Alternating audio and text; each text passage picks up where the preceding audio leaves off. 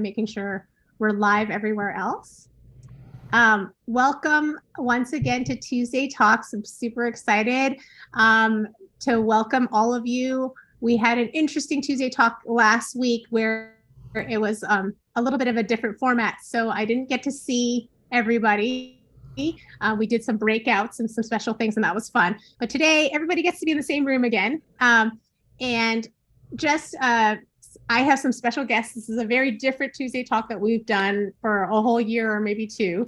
And so I'm really honored to have some delightful guests, and I hope that you'll find that as well. As you are getting yourself situated, if you are on Zoom, go ahead and pull up your chat box, pull up your Q&A box, because I want this to be interactive as usual. So if you have questions, you should go ahead and start asking them right away, because we'll fold those into our conversation. So definitely don't forget to go ahead and open those boxes. I will do a poll very shortly here because I want to see who's here. So do get that ready as well. I also just want to say thank you to all of our sponsor schools. You all are the reason why Tuesday Talks happens. So thank you once again for getting the word out to your friends and your families and your classmates and everybody. Please keep doing that. And if you'd like to be a sponsor school, message me after this call. So I think that's all I have for nuts and bolts. So without further ado, I'm going to welcome my guests. Today, we're going to be talking about the performing arts. And a lot of you have been asking about this, and I don't know a ton about it. So I was blessed to have met, I bumped into Chris at a conference and we started talking, and he said, sure, I can talk about this. And so I'm very, very excited to have these two guests. So I'm going to go ahead and let them introduce themselves real quick. Chris, do you want to start us off? Sure. Hello, everybody. I'm Chris Anderson. I'm from Nothing But Drama. That's the name of my company. I'm an independent educational consultant. I am the former director of admissions for the drama department at NYU Tisch School of the Arts. I was there for 12 years. I learned a lot about the artistic review process for students. I oversaw the whole process and did many auditions over the years. And along the way, I became an independent educational consultant who helps theater students, film students, dramatic writing students with their college applications and also their college artistic review prep process. So that's me. Oh, that was Fantastic. great. And Amy. Yes, thank you. And first of all, thank you both of you for inviting me to be part of this panel. My name is Amy Golden. I am the founder and owner and the principal consultant for COPA Inc., College Options in the Performing Arts. I'm based in New York area, but we work with students all around the country, United States, and all around the world. We work largely, almost exclusively with students who are looking for majors, minors, double majors, or just the fun of working in the performing arts, studying in the performing arts, and looking towards potential performing arts careers. We focus largely on music, musical theater, all areas of music, I should say, musical theater. We do work with some film students. We work with a lot of students who are interested in music technology and music business and help them with their portfolios. We do help students with things from everything what I call soup to nuts, which is the very beginning of their process, right through every piece of their process. And we also partner with other consultants so that we bring in just the performing arts piece of what a student needs. And I know that Chris does the same thing as well. Wonderful. Well, welcome to both of you. Super exciting to have you here. And I'm going to ask the audience, where are you and who are you, so that we can kind of get a sense who's listening. And that way, I think we'll be able to get a better sense of what kind of questions we should be asking. So if you don't see the poll, it should be there. So we'd love to know, like, who are you in the process? Where are you in the process? And I'm excited to see that there's some other educators on this call. And it does look like we have kind of people who are getting ready to apply. So rising seniors and rising juniors, and a couple, it looks like a couple sophomores as well. So that's great, because that helps us kind of tailor the conversation. Because if you're if you're a rising senior, you're really getting ready for the process. So that's exciting. Wonderful. Well, I think we're going to start off with a question of like, how does one know if they should pursue studying the performing arts? And in that conversation, Chris and Amy, let's talk about pathways, because I think a lot of people start really early learning how to play the piano, learning how, you're singing and dancing when you're really young. And then at some point, it's like, oh, this is just a hobby. Or at some point, you're thinking, I don't have time. I have to, quote unquote, study and do my homework, and I no longer have time to do this. And then there are others who, have been kind of on this almost professional path from very early. So let's start with that. How does one know? And what should be in the consideration when you think about what the pathways are for the future? And let me know, we have some slides. We can go ahead and go there, but let's just have the conversation. Yeah. Amy, do you want to pop in there? I have some thoughts about later. But Yes. you want to talk about the beginning? Sure. The great artist Pablo Picasso is said to have said that if you wake up in the morning and all you can think about is your art, then you should be an artist. Mm. And so I think that that's a good starting point. If that becomes the focal point of everything you want to do, and you can't wait to get home from school so that you can sit down at your instrument and practice and play. And if you get a thrill from the arts that you don't get from anything else, beyond just the applause and beyond just people telling you how wonderful you are, but you get a deeper sense of satisfaction and curiosity and wanting more, I think that's a good sign for the performing arts, that the performing arts is becoming a deeper part of you than just for fun. And I think that one of the things to think about in studying the performing arts is not the fun and the joy, but it's the work.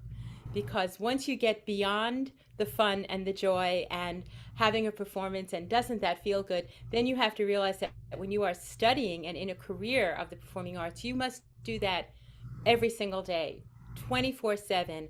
Shinichi Suzuki, who started the Suzuki process of learning to play violin, all you little 4-year-olds who play violin so perfectly, and that is extended to so many of the other instruments as well. He said, only practice on days that you eat. So there is no let up. There is no vacation from practice. There's no vacation from the work. So it's beyond the fun. And if you're ready to really dig in on days that you feel sick, and when you had an argument with someone, and when your goldfish died and you feel terrible, you still have to get up and do that. And you have to prepare, because studying the performing arts is more than just the fun of it. It's preparing for sustaining yourself as an artist through everything, good and bad, that may be coming your way. And if you're ready to look at it from that perspective, then you're ready to seriously think about a focused career and pathway into the arts. My impressions. Yeah, that's all amazingly valuable information. Amy, I want to throw in one little personal story, in that when I was in, I would say, high school, when I was interested in theater, and I was interested in acting, and I think I was exactly what you were saying. I was in love with the fame and the glamour of it all, and I used to sit on my couch and pretend I was on talk shows, and I would sit on one end if it was the Tonight Show, the other end if it was another show, and I was having all these conversations about winning awards. I'd practice winning my Academy Award, and I would do all of that stuff. And then it wasn't until it was the summer before my senior year in high school, that my parents sent my brother and me into New York City to do a summer program of theater for 6 weeks. And that's when I learned that there is a craft to this, and like Amy said, that there's work to this. And I realized at that moment that all of this, sure, I was in love with all of that stuff, but that I actually, when I understood what it entailed, I actually liked that too. And I actually fell in love with the craft of theater, and then I went on to major in theater and dance in college, and become an actor afterwards. So you're right in learning about what it takes is really, really important. And I think that's something that, as you do research, as you begin this college search, and you start to read about these different programs that you're looking at, whether it's music, whether it's dance, whether it's theater, whether it's film, that you are, the more you read about it, the more you're going to start to understand what it means to study this at the college level, because it'll be different from what you've been doing in the high school, at the high school level. It's a different level of rigor, a different level of commitment, a different level of time commitment, a different level of expectation. So there's a lot more in that, and the more as you do your research, that will become much clearer.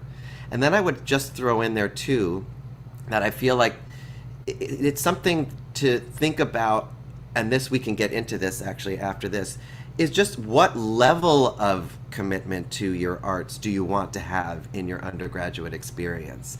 Do you want to go full on conservatory, which is jumping in, where most of your coursework is going to be about the arts, about your art, whatever it is, and that's going to be the main focus of your undergraduate experience, and you may have a little bit of coursework outside of it? Do you want to come in at a level where you have a little bit more balance, where you're doing a lot of art, but there's a good amount of academics in there too, so you can explore other things? Do you want to maybe major in an academic subject that's important to you, but find out what options there are for you to do your art in college? Can you be in music concerts, dance concerts? Can you be in shows? Can you participate in your art in some way while you're still studying another academic subject?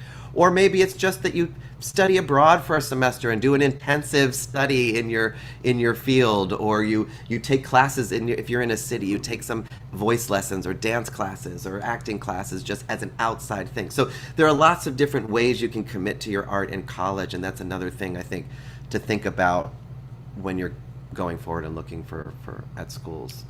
I think that's where the research comes into play, as you just Yeah. said, Chris, in terms of when you're looking at a program. And I will have students who say, I want to major in music. And so my first question is, well, what area of music? If you're going to major in music, you may have to, I hate to say abandon, but you may have to put some of your interests on a shelf if you're interested in a variety of areas of music. Colleges are likely, especially if they're BFAs or BMs on theater as well, they're going to ask you to zero in, to focus in on what aspect of music do you love. So if you love to sing and you love to play and you love to dance and you love to do all of those things, if you want to really focus on an area, you're going to be asked to major in that area, which kind of cuts you off from having the opportunity to take classes and to do a lot of other things, maybe not every other thing, but a lot of other things in other areas that you're interested in. So when you do the research and you're looking specifically at a curriculum for a particular area of the arts, if you look at that research and you say, oh boy, I can't wait to take all of those theory classes, and can't wait to learn about dance history and to read and to do the academic work as well as the performing work, if you just can't wait to wake up in the morning and do that, that's great. But if you look at those and you say, oh, I have to take 6 semesters of music theory and ear training, and I have to do a jury. I have to do a performance exam at the end of every semester when I'm going to be judged by my performance of the 4 pieces that I learned all that semester. That's too much stress. I don't want that. That's a good way for you to know how deeply you want that commitment to be part of your life. Yeah. Well, I'm going to share this screen again. And since you mentioned this, both of you kind of mentioned these options. I think the slide kind of speaks for itself, but do you guys want to give a little bit of color on like some specifics on how that might look?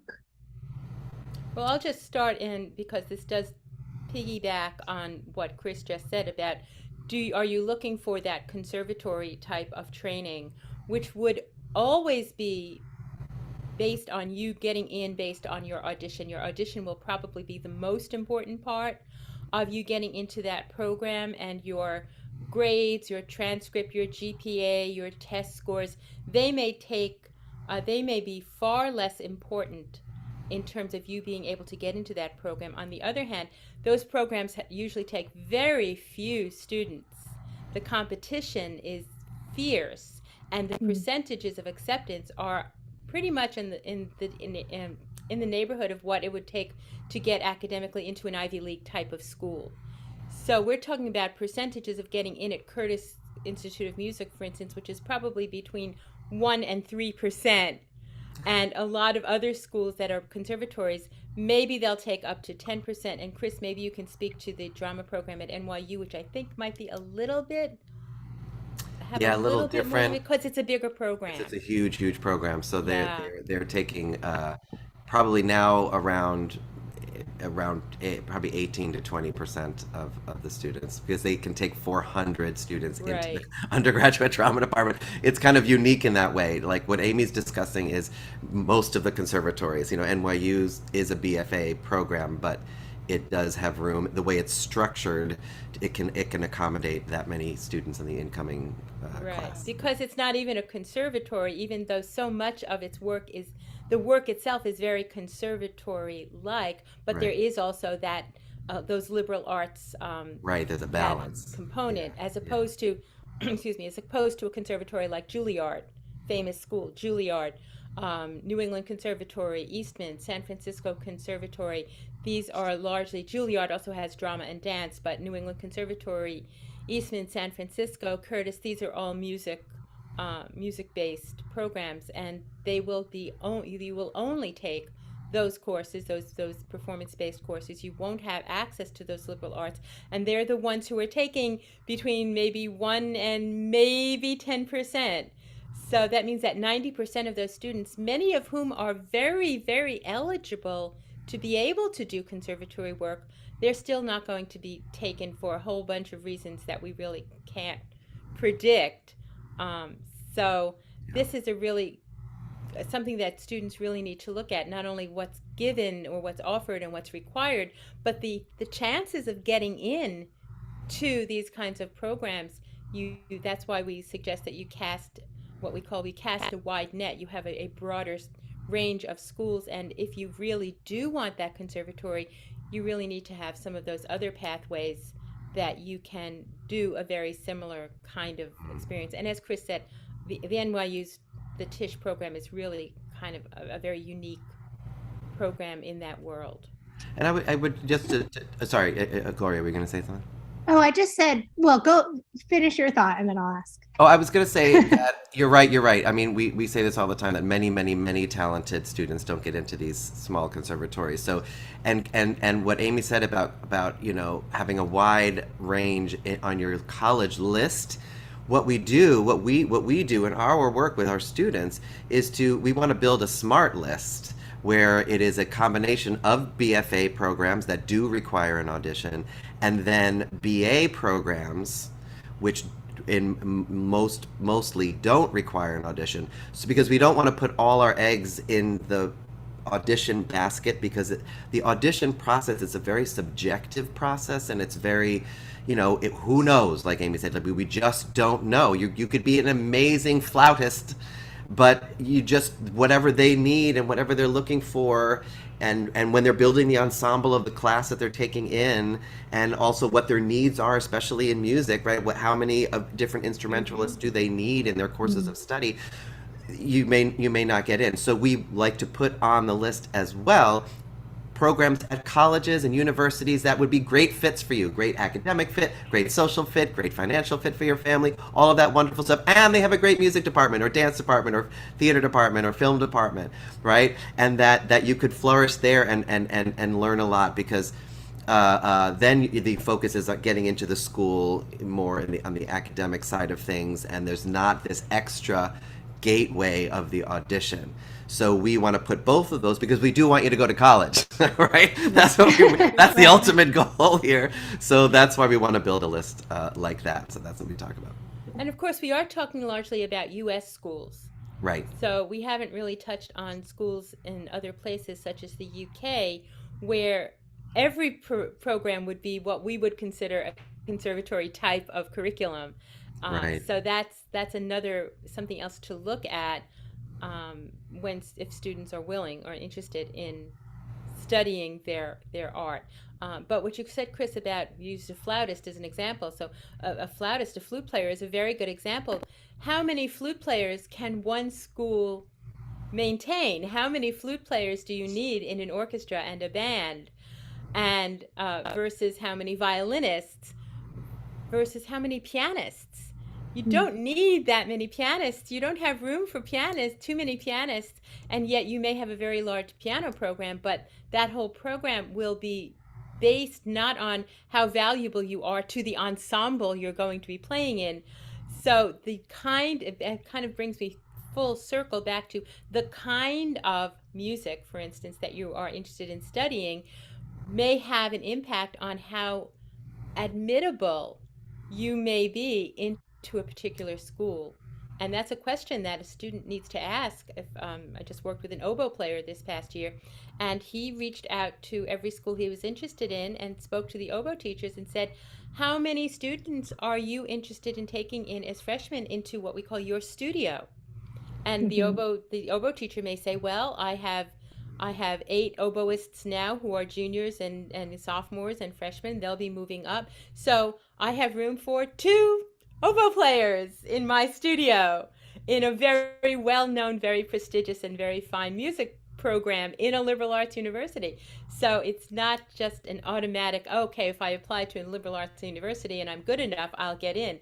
Even there, in a music major, like a BM, a Bachelor of Music degree, even there, it will not necessarily be so easy. And that's why, as Chris mentioned, the BA programs are a really good gateway that really are looking at the holistic student and looking at the GPA and the rigor of the transcript and maybe the test scores.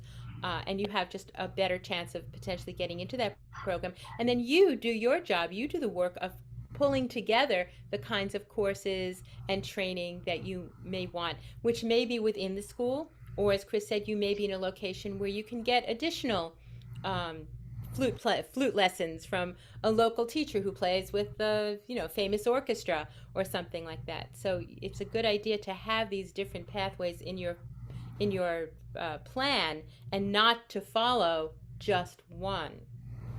Yeah. Great.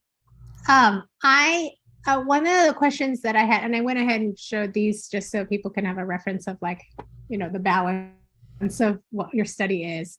When a family or a student approaches you, or when you notice a family or student, at what point are you thinking yes, conservatory or this very focused study is for you, and almost recommend maybe going to the UK, for example? You're okay, let's apply to these really competitive programs here in the US, but let's also consider the UK because this is the type of, this is all you do. This is, and is it talent that you're looking for, or is it grit that you're looking for? Is it both? When do you kind of make that shift of yeah, you definitely want to go for the BFA, BM? I'm going to start off because I think Amy and I might have slightly different answers for this, because especially with our focuses or our main population of students that we work with,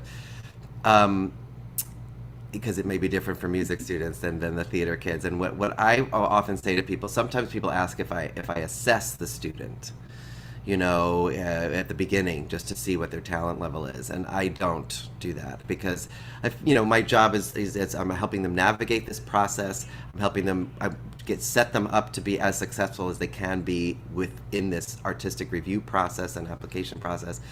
But I get to know them along the way as we start working together, and then I often make some adjustments to our list, perhaps, as I start to see. But I also feel, we talk a lot about the differences between the BFA programs and the BA programs, and I have students who are interested in both of those things. But I don't want to be the person who's the dream crusher. I don't want to be the person who's saying, maybe we shouldn't. So I feel look, let's let the school make that decision. Let the student follow their dream. If they have a couple of schools in mind, or they really want to apply to a BFA acting program because that's what they've decided they want to do it. go right ahead. We'll work it. I'll manage expectations, and we're also going to keep in mind academic, profile match with the student and the school as well, so that I can have some reasonable options on the table. But I'm very upfront about what Amy was saying, the chances of getting into these schools, and but I feel like I want them to follow their dreams, because if they don't, then they'll always have that regret, right? That Right, they didn't right. give it a shot. So I'm happily to encourage and support them through that, while at the same time building that other half of the list of the other, to balance it with programs that we can work on it purely based on their academic application. So and like I said, I adjust along the way as far as encouraging certain things, and I also listen to them, because as we talk, I mean, we do a lot of talking, right, Amy, in what we do, and we get to know the students, and sometimes you're hearing something that you're like, do you really want to do that? Because it sounds to me like you have these other things, and maybe you want to leave room in your schedule to be able to take others. So maybe a BA in theater is going to be better for you. You'll learn, it's a little broader. You'll learn about theater. You'll have get a chance to figure out how you fit into the field, because maybe you're a little unsure right now. It also leaves room for you to do other academics. So that's sort of an answer for that. But Yeah. you know. Yeah, no, and that's great. And and in talking about, because like I remember when I was 17 and I thought I wanted something, and then, as life went on, I was like, oh, maybe I don't want that anymore. Uh-huh.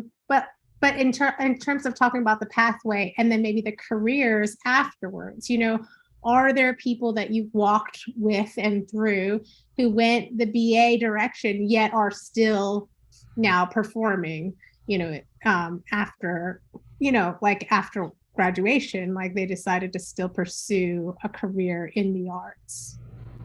Oh, go ahead, Amy. If I could just backtrack a little bit. First of all, I would just like to point out that this slide that we're looking at right now was one that I had it was kind of a suggestion that I put in, and I want to just make it very clear that, as Chris should have, taken credit for, and he's too humble, but this largely pertains to theater students as well, and musical theater. So this is, even though I had set it up to be the music based, music focused, these seesaws really do pertain to the BFA in theater, the BA in theater, musical theater as well. And just to talk a little bit about to what Chris had just said, you're right, Chris. I think my process is a little different. Very often I'll be asked by other consultants to listen to a student and ask to listen to, or watch a student's video and say, is this student ready to apply to or utilize this video as part of their art supplement? A pre-med major who wants to give an art supplement to Stanford, and to understand that some level of ability or proficiency or talent, or a whole combination of those, is going to be helpful in that kind of situation. And sometimes when somebody plays, they're just not at that level. So I think in music we have a little bit more of a measurable component, a little bit more in terms of the British system of the ABRSM or the Trinity exams, or the RCM, the Royal Canadian Music exams. We have a little bit more of an objective viewpoint. So I know that the kinds of things that are being asked of students to provide in their audition pieces, I know what those pieces, not only what they are, but I know the level of playing that someone needs to be at. I was just working with a student last night who told me that I said they clearly had not looked at any of the requirements for what a student would have to give into a school like, let's say, Juilliard. And so I said, well, what have you been working on recently with your piano teacher? Oh, I'm playing the third movement of the Beethoven Moonlight Sonata. Well, the Beethoven Moonlight Sonata is one of the sonatas that most of the conservatories say, don't play that one. That's not the one to play. It's too common. It's everybody in the world plays it. You've got to be a little bit more creative. So if this is what a student has been working on, they clearly have not looked at the requirements. Right. And now here it is August, and their pre-screens may be due by November 1st. And between now and November 1st, they've got to go learn another Beethoven sonata. Yeah. which is not necessarily the easiest thing to do in that short amount of time to get up to the level that is acceptable, that one can consider for a conservatory audition. So I do listen to the students ahead of time. Once we start working, I do want to see them. I do want to hear them. It's not to make an evaluation, but if the only thing that a student has on their list is conservatories, and I'm hearing, because I'm a pianist, because I'm a piano adjudicator here in New York State, I'm a voice and piano adjudicator. I've spent 35 years listening to students and honestly grading them in those Right. same kinds of the ABRSM kind of concept, although ours in New York State's a little bit different. I am part of choosing students for our all-state and our all-county performance ensembles. So I've done a lot of that, and if a student's list starts so heavy with such a heavy requirements that are so competitive, I will say, same thing. I don't want to be the one who says don't apply to these, but you need to have some of the other schools on your list because Right. the competition is fierce. And there, let's face it, in this business, there's always going to be somebody comparatively better than you. Right. I Right. think in the theater and musical theater, you also have something that isn't there in the music piece of it, which is type. So in very few other areas is someone being admitted or not admitted based on their physical Mm. type. And I don't have to worry about that with my music students very much. But in a theater program, there are only so many. If the theater program's taking 15 students, they don't want them to all look like they come from the Northeast and to sound like they come from, New York State. But there may be an abundance of students from New York State who are trying to get into that program. So, physical type is part of that theater assessment as well. So I do listen to students, and I listen to them along the way, especially if they start working with me early enough. I'll do an assessment. I don't even call it an assessment, but I just want to hear them. I Yeah. want to see what they have to present to the schools, and we may change. I may suggest that they change their list in some Yeah. ways. A lot of students do come to us, and Chris, you probably have this as well, with a list of the most famous schools Yeah, that it's teach always that. That's emotional. that U.S. News and World Report thing that isn't all that helpful. It's a great starting point because at least they have some schools, but you can't have 35 schools that everybody else is trying to get into. So I do like to present students with some hidden gems that people might not be Right. so familiar with. And Gloria, Oh, I just was gonna say, like, let's talk about timeline, because we're starting to talk about like how early you're seeing them, and when maybe it's too late by the time that they haven't learned the pieces. So let's talk a little bit about timeline. And looking at the poll, half of the people are juniors and seniors, so we're like in a position of like we got to make the decisions, or at least we've got to do the school list paring down. So when is it at this point? If they're well, we can start with freshmen, like high school. I'm assuming high school, you're still kind of evaluating whether or not you want to study in these directions, but junior year is sort of when the research happens, right? Give a little bit of insight on what a junior should be doing at the beginning of junior year.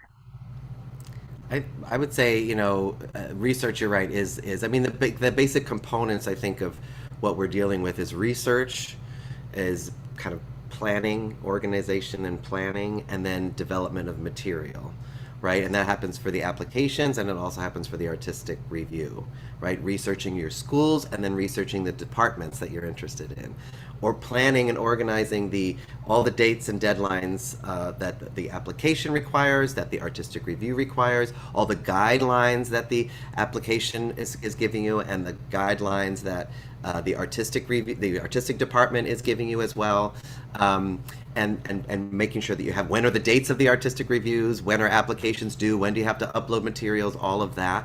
And then the development component is developing the material for your application, which is your essays, the common application here in the U.S. has a personal statement, and then each school is going to have an essay, maybe some short answer questions that you have to write as well. So it's developing that work, creating your list of activities that you do, extracurricular activities, jobs, volunteer opportunities, awards you've won, things like that. So putting together that material. On the artistic side, that's you're developing your audition material or your portfolio material, and we'll get to this in a moment.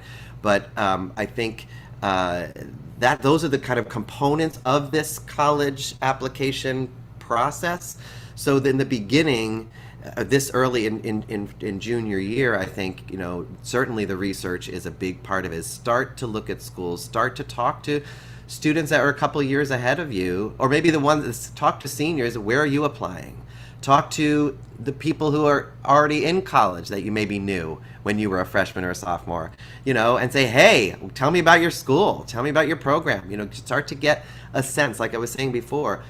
Start reading, because the more you learn, knowledge is power, we say, right? The more you learn, the more clarity you're going to have about this, and the more fluency you're going to have in this whole thing. Starting now in junior year will be great, because it went a little later in the process, when you're really writing about these schools and why do you want to go here and all of that stuff, you're going to have a lot of information in your brains already, because you've been doing this research, and it'll calm you down to start the research earlier, because you'll be like, okay, it's not a big unknown anymore. Mm-hmm. I kind of understand this now. I understand what these programs are. I kind of understand what it means that there's artistic training, and there's theater studies classes, the history and the literature and the theory, as we said, theater studies, music studies, dance studies, right? So I understand the dynamics here. So I think for me, at least one recommendation is the research. Absolutely. I would suggest if we work backwards, where our seniors are right now is they're basically getting their materials ready to film their pre-screens in September.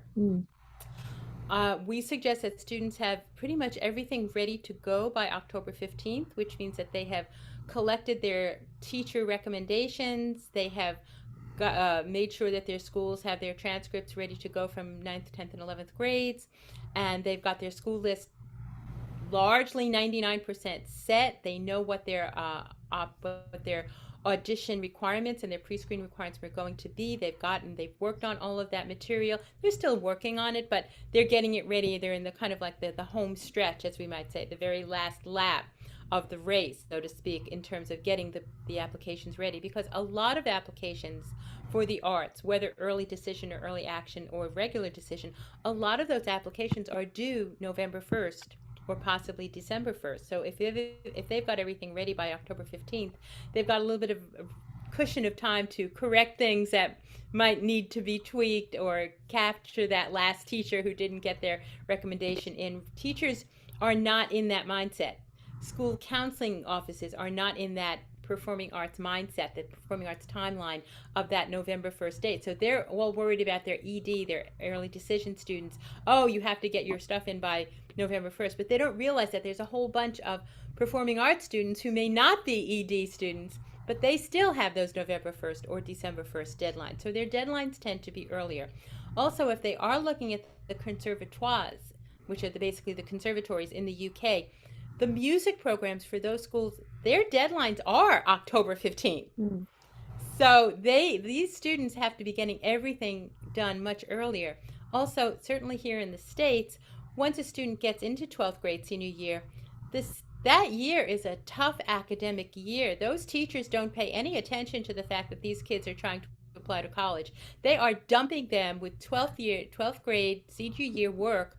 Plus, if you have performing kids, you've got performing kids who, if they're in theater, they may be getting ready for a fall show. Either it's their fall drama show, or they may have a fall musical, and they've got rehearsals till late at night. And just that same week that they have to get their applications in is probably Tech Week, where they're in school until 11 o'clock at night. They're getting ready for their winter concerts. They're getting ready for their recitals that they have to do for their music schools. There's that 12th grade is so filled with requirements dumped on those kids that the earlier they start, the better. So we say that junior year for what they need to do is really a very big year. We have our students Yeah. start, the ones that we're working with fully, they've been working on their common applications, as many as will work with us and follow our suggestions. They've been starting their common applications in January so that they've just rolled over to their senior year. We've had them working on their writings. We have them working on their artistic writings. Even though we're not 100% sure in January, February, March, April, we're not 100% sure what all of the questions are. We have them preparing and brainstorming so that when the artistic questions come their way, they've already thought it all out. Chris just mentioned writing essays. Writing essays is not a one-shot deal.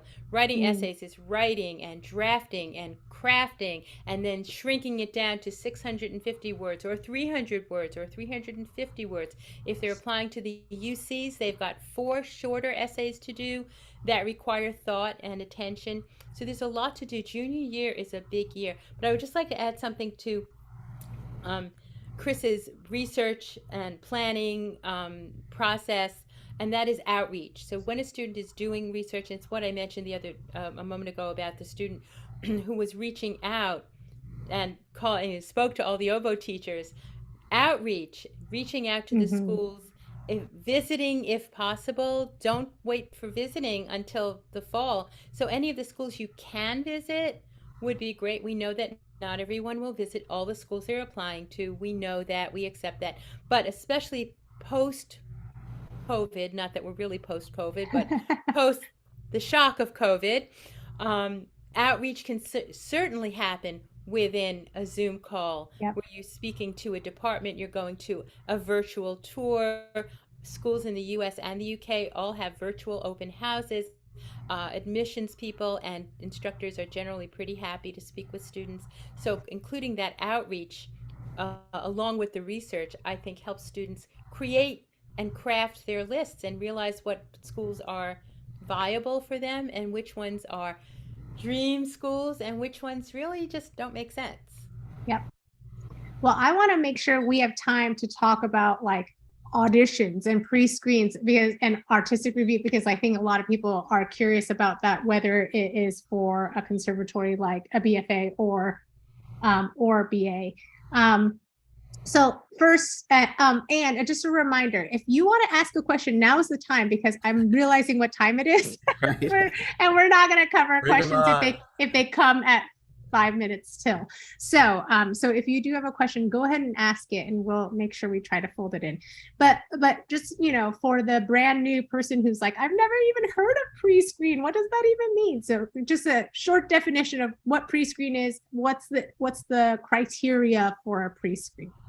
So I would say for theater, certainly a pre-screen. What it is it's kind of like a first round of auditions. What many schools have started to have adopted over the last several years is this process that we call a pre-screen, which means a student will upload videos of their artistic material. So if it's monologues or it's songs or it's a dance piece or it's music pieces, they're uploading these videos early as Amy said earlier in the fall semester of their grade 12 to the schools. So all the applicants are sending in videos.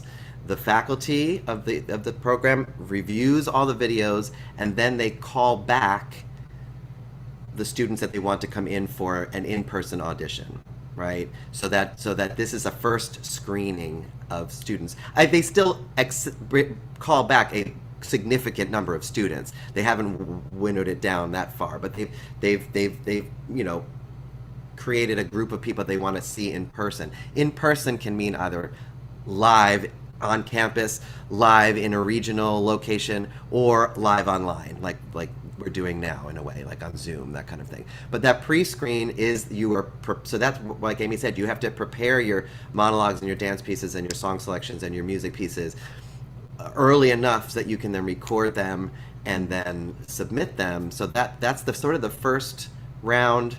And then the second round is usually January, February for regular decision, in most cases, is when you're going to do the in-person. So do BA programs that are in the arts ask for a pre-screen, or is that a thing that you can do, or?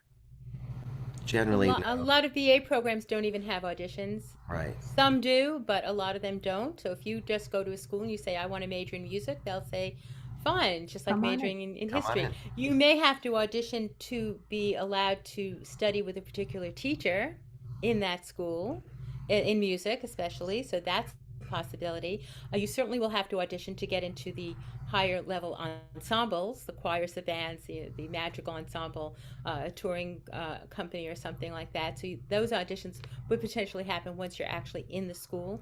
So the BA is a very different animal when it comes to the auditions. And if I can just add to the pre-screen, generally in a pre-screen, it's a little bit less of the material that you actually would have to do for the audition itself. So to just go back to my Beethoven Sonata player again, for a pre-screen, a student might have to put in, not even for a conservatory, but for a regular Bachelor of Music program, a student might have to do one movement of a Mozart sonata, but in the audition, if they pass the pre-screen and they get invited back, they may have to play the entire sonata.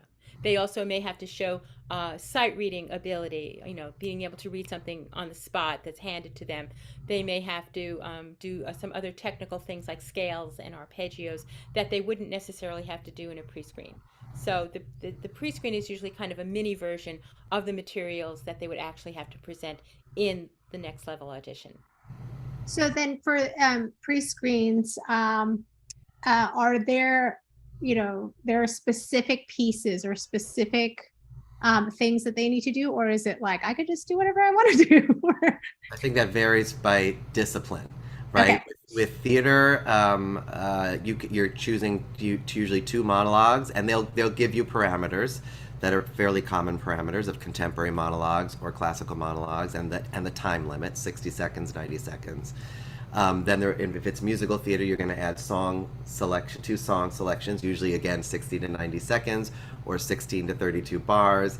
And they have parameters about those, whether one is more contemporary musical theater, one's more classical musical theater. They have, or it's a ballad and an up tempo, so those different things. And then the same with the dance is often either you're following along with choreography that they're teaching you, or you are putting up 30 seconds of you dancing in whatever style you want to dance to. So, and then I just want to add on to that, and then I'll like Amy, because the music will be different, that they often at the pre-screen too, they will offer an optional wild card video, which they define as literally anything you want to do for 60 seconds to share with us that we don't already see in other parts of your application. So if you're a musical theater student, don't sing a third song, right? Mm. Do something else. Do you play a musical instrument, or I had a student who does origami, and she showed me one day, and she held up this little dress that was lace collar and pleated, and the gathered waist and the skirt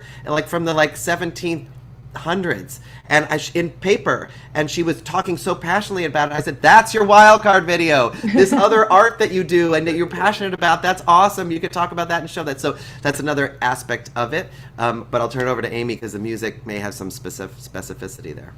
Yeah, music, again, depends on what kind of music are you looking at. Are you looking at popular music? Are you looking at contemporary, being a singer-songwriter, musical theater, music industry, music business, music technology, performance itself, music education, music therapy? So it depends on what you're looking for, but generally it's not going to be just anything you want to do. Again, you're going to have a similar kind of time frame. You can do 5 minutes, or you have to do an entire something or other. So there generally are parameters. Rarely is it just give us in a BA, if you want to do an art supplement, which we haven't really talked about too much, but if you want to just do an art supplement and say, yeah, I'm going to be pre-med, but here I'm also a performer, I'm also a musician, here's what I do, then you could maybe do 10 minutes or 5 minutes or something. But generally speaking, there will be parameters, and these are all available on the websites. The schools will tell you what you basically can and cannot do in terms of what they're looking to see. Yeah, which is why we have to do the research, because there's a lot of websites. Right. That was my next question. Like, where do you find the parameters? And it's on the website. It's very clear. Well, let us talk about supplements, because that is, for many of these students, they are not necessarily going that BFA route, but they do have an art that they're very proud of, and they want to talk about portfolios and supplements and what you should and should not do in them. So, and there is a question here in the Q&A, tips that we would like to, try to avoid in film portfolios specifically. I can answer that one. The film portfolio, we haven't really talked as much about film, which is the film portfolios. I love working on those because they're mostly writing, because they're looking for storytellers, right? They're saying we don't. I know at NYU, for example, when I'd sit in on sessions with people in the film department, they'd say, we don't kind of care if you've never made a film. If you've got stories to tell and you're interested in using film as a medium, we can teach you how to use a camera. You'll have a camera in your hand on the first day of school. But what we're interested in how you tell a story, what you tell stories about, what are you passionate about, what is your perspective on the world, what are things that have happened that have affected you, and now you want to explore that and make art about it. So what's great in the film portfolios is they give you most of the time several different prompts to respond to and let you tell stories in different ways. So one prompt may be to write a short story that's 3 pages long. Another might be to write 3 to 5 pages of a screenplay in proper screenplay format. So that's going to be maybe a dialogue scene, right? Another might be a treatment, a proposal for a feature film that you'd like to make, and that's a 1-pager perhaps. Then you could also submit a film, like you were saying here. Absolutely, if they request that or require that you bring in some a short film, terrific. Oftentimes they're saying that the schools will say that we'd like a complete piece. You can have up to 5 minutes or up to 10 minutes, whatever the time parameter is, or even if it's a couple of pieces, as opposed to a montage of scenes. They like to, because again, it's about storytelling, so they like to see the beginning, middle, and end of a piece that you're doing. They also say you could tell a story with photographs. If you want to submit 10 to 15 photographs that tell a visual story, that's okay too. So, and also with the films, they're not saying you have to go rent professional equipment and you have to go and get it produced professionally. You can use your phone. If you have a smartphone, you can use your phone and make a movie that way and use editing software and do it. So they're looking more for your creativity, not so much about the slickness of your application. Same thing even with recorded auditions if you're submitting digitally, because there's another thing we should mention is that most of these schools now do have an online, well, we all do now after COVID, but have the option for you to audition virtually.